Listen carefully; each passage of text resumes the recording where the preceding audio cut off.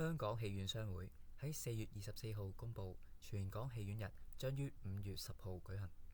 觀眾可以喺全港53間戲院以劃一票價30蚊欣賞任何放映格式嘅上映電影。香港戲院日過去2年都獲得全港市民支持，每年吸引超過20萬人次到戲院欣賞電影，同時創下多個最高入場人次紀錄。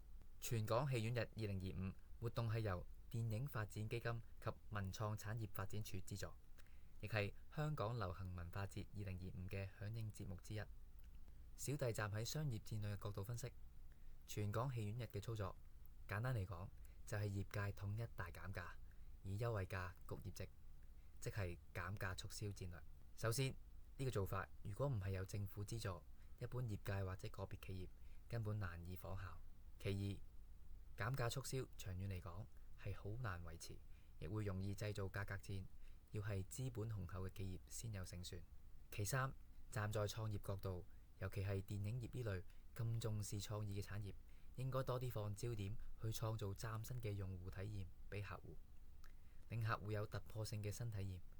除咗喺電影製作上落功夫，都可以喺戲院服務上添加新體驗元素。至於具體可以點樣做呢？歡迎大家留言分享你嘅諗法。關注我，學兵法，爆人爆數。